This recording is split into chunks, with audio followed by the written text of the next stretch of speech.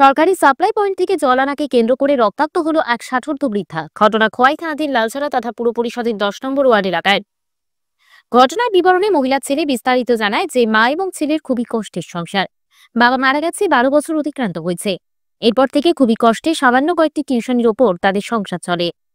গত কয়েকদিন পূর্বে বৃদ্ধা মহিলা অর্চনা দাস সরকারি সাপ্লাই থেকে জল আনতে গেলে তখন পাশের বাড়ির ৪ জন মিলে ওনার ওপর হামলে পড়ে। এতে করে প্রচন্ড আঘাতপ্রাপ্ত হন উনি।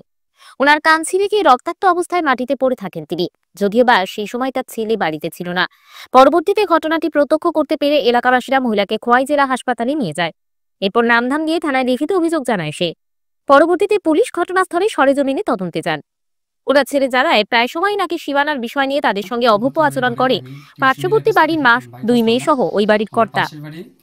গোটা ঘটনায় সে এখন নিরাপত্তাহীনতায় ভুগছে তার মাকে নিয়ে। এই ঘটনার পর তার মার শারীরিক অবস্থা মারাত্মকভাবে অবনতি হয়ে পড়েছে বলেও জানায় সে।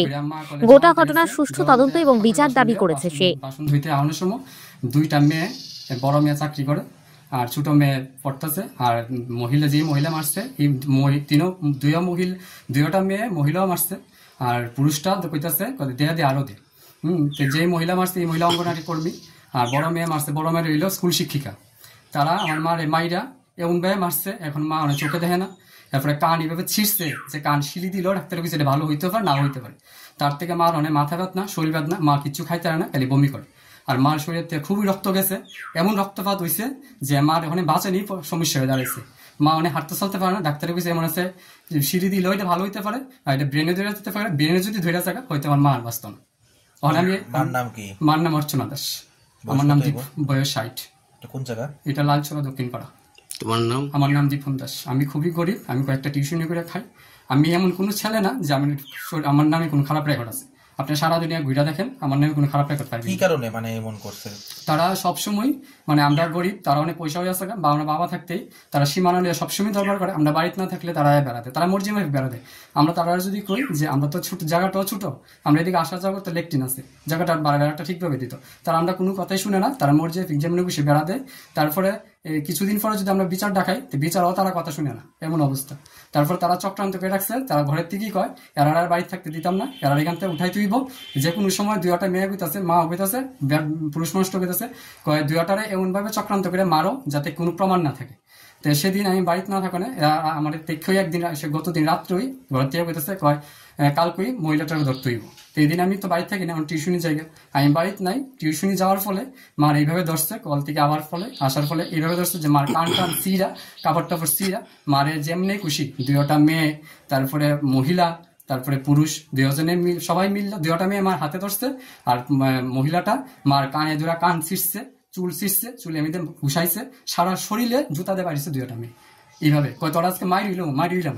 ঘটনাটা কই অবধি গেছো তোমরা? আমরা মহিলা থানাতে গেছি, মহিলা থানার থেকে আয়া কয়ে গেছে যে এইভাবে একটা নির্দয় মহিলা, নিঃস্ব, যে বয়স্ক তার যার স্বামীও নাই, ছেলেও সামনে নাই, তখন তারা কিভাবে এই মহিলাটার উপরে মারা হয়েছে? এরা তো গুরুতর অপরাধ করছে।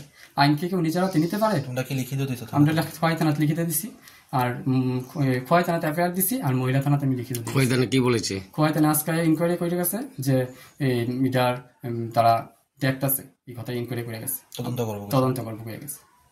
মানে আমার মা হয়তো আর বাঁচত না, এমন অবস্থা। মানে মারিলে আমি কি করে? আমার চিকিৎসার ক্ষমতা নেই। এখন আপনি কি চাইতেছেন? আমি চাই এরা সুষ্ঠু থেকে সুষ্ঠু বিচার চাই, আর তারা কঠোর থেকে কঠোর শাস্তি চাই। ঠিক আছে।